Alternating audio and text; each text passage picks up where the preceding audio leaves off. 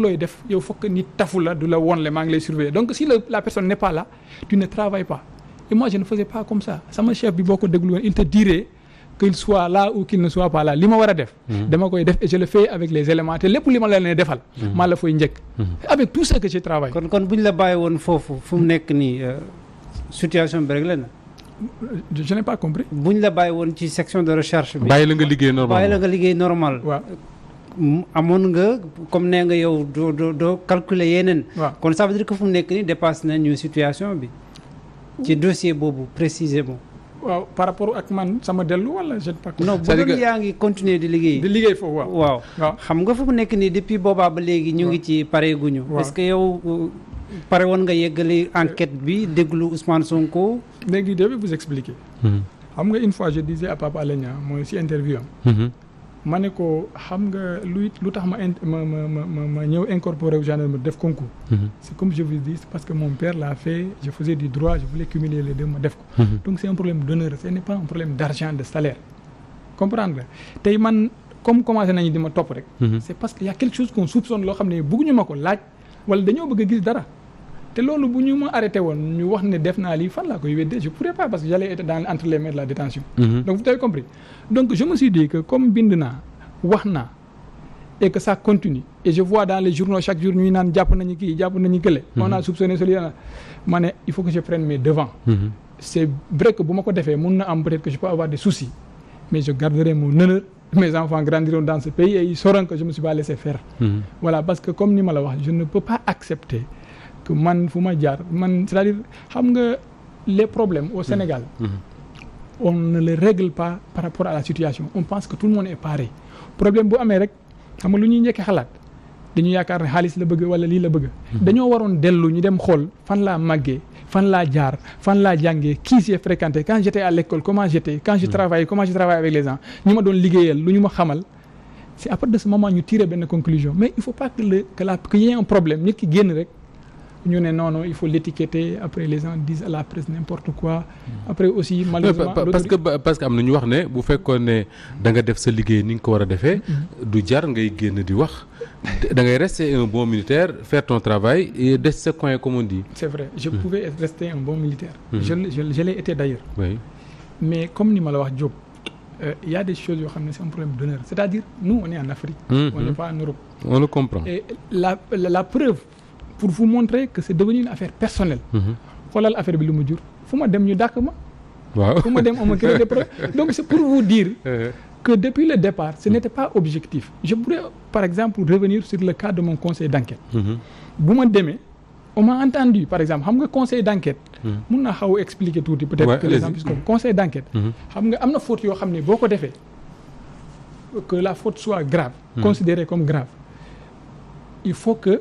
te ñu war la par exemple dàkk loolu il faut d'abord créer benn genre petit c'est jugement laa ko mën a wax pour que un civil mun ko comprendre dañuy désigner ses camarades 5 personnes yoo xam ne ay officiers lañu ñu wax leen lu xew ñu ne leen est-ce que kii jar nañu rajo ko wala jarul ñu rajo ko ñooñu ñu laaj leen loolu ñu laaj ma ce jour ji bu ma ñëwee ñu déglu ma ñu ne ma est-ce que tu regrettes ce qui s'est passé man leen oui je regrette parce que je n'aurais pas voulu en arriver là parce que musuma je n'ai jamais fauté.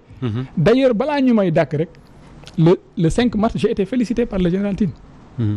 On peut pas me féliciter au mois de mars. On me radier directement en mois de juin sans passer par la graduation des sanctions. Voilà quand je suis arrivé on m'a demandé si j'ai dit effectivement je regrette. Je n'aurais pas voulu que ça en arrive là mais aussi il faut reconnaître qu'il y a eu un problème. Les gens n'ont pas fait ce qu'ils devaient faire bu ñu defoon lu ñu waroon def du ñu fi egg après ñu ne ma est-ce que toi tu vas bien ma ne leen vraiment. boo leen mën naa rajo moom rajo mais je vais très bien li ma def je suis conscient. ñooñu réunir ils votent à la majorité. ñoom ñëpp ñu ne waruñu ma rajo. ah oui. oui le général il envoie un document en fait ça normalement c'est en fait moi aussi je me suis renseigné. ñu yónni le général il envoie au ministre des forces armées normalement par la voie hiérarchique ne ko. ñii def nañu conseil d'enquête. nee na waruñu ko rajo mais le président est passé outre si le président était objectif. je vous dis en fait je n'avais jamais cru que j'en arriverais là man je n'attaque pas le président man bu ma commencé ba léegi mos nga bind ba ma bind Macky Sall ci sama kii. non mais honnêtement si l'autorité administrative était vraiment objectif. yow nit ñi di liggéey avec leurs camarades ñooñu ñëw ñu dajaloo ñoo xam liggéey bi ñoo xam faute yi. ñu ne la kii waruñu ko raje mais malgré ça tu rajes le gars mais qu'est-ce que tu cherches à prouver. c'est vrai réponse négative la ñu joxe ñu ngi réunir je pense le 14 juin 2021. je ne sais pas si vous avez le document ou pas moi je ne suis pas censé l'avoir je ne l'ai pas. mais peut-être que vous comme vous êtes des journalistes vous pouvez l'avoir. mais je suis sûr et certain que c'est là et c'est ce document. mais su ma la dégg ngay wax capitaine Touré d'abord yow da nga jàpp ne def nga enquête ni nga ko waroon defee. sans pour autant sans entrer dans les détails de l'enquête parce que l'affaire est encore pendante. ñu réunir le conseil mu wax ne waruñu la raje malgré tout ñu raje la. suñu lay déglu dañ naan da nga nekk victime d'un acharnement si je ne sais pas si c'est bien le cas. alors lan pour yow lan moo war a expliquer cet acharnement est-ce que da nga am sentiment que ni le pouvoir dafa teniroon une bonne occasion d'en finir avec un opposant nga yàqal leen ko wala. da nga fekk koo xam ne dafa tooñ ñu war koo jaar la ci yoon nga fexe ba bañ a dem ci yoon nga seetal ko peut-être. waaw xam nga man je ne suis pas un juge. man enquêteur la. ah mais juge bu dee àtte nag sa enquête da koy soxla. waaw da koy soxla. mais est-ce que vous savez que des fois da ngay enquête ba pare bind ci PV bi y a rien contre la personne mu egg ñu mandat de dépôt ko. waaw loolu procureur bi loolu en fait xam nga la personne la plus puissante au Sénégal c'est le procureur. c'est le procureur. moom lu c'est-à-dire si. lu ko neex def. voilà mun na ne indil leen ma diw nga ne on a rien contre lui il dit amenez il vous donne un ordre vous l'exécutez. les instructions vous les exécutez. donc vous avez compris moi je suis un enquêteur j'ai fait ce que je devais faire. mais ce qui s'est passé peut-être je ne veux pas comme je vous dis aller foofu peut-être que ce qui était dans le PV. bu ko nit ñi gisee xam nga après autorité bi peut-être que day laaj nit ñi des comptes. par exemple aujourd'hui lii xam nga on était arrivé à une situation où c'était plus facile d'aller peut-être retourner en arrière mais affaire bi bu ñëwee ba ñu gis ko peut-être les gens vont se dire est-ce que jaroon nañu egg fii te affaire bi donc il fallait peut-être trouver un responsable.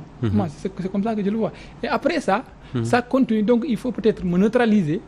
pour en faire un exemple te loolu ce n'est pas la meilleure manière xam nga. ñoom peut-être dañuy yaakaar ne bu ñu defee nii ak man. que dina tax décourager ñeneen ñi peut-être que quelqu'un ne le fasse pas demain xam nga il faut que les gens comprennent.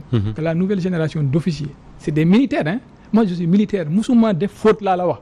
moi mon chef il me demandait de ramper même je le fais il le sait il me faisait dormir au bureau je dormais là-bas ils sont militaires. mais il y a un minimum nee naa la dem naa ba tool foofu ñu bëgg maa def ce qui est injuste. mais j'ai dit que je vois le général ou sinon je me rebelle. man bu ma demoon tey Rebeuss saa laa la wax Rebeuss ma fekk ñëpp nu ñuy dundee je vis comme ça. mais si on veut me traiter un cas spécial. mais je vais pas manger. ñu bëgg la traiter comme un cas spécial. alors am na leneen loo xam ne également moo di ne y a eu cette affaire là. wax naa ko sànq moo di ne c'est encore entre les mains du juge. am na yoo xam ne mënuñu ci sori trop. mais am nañ droit laaj la quand même que ni diggante mars 2021 ak léegi nga toog.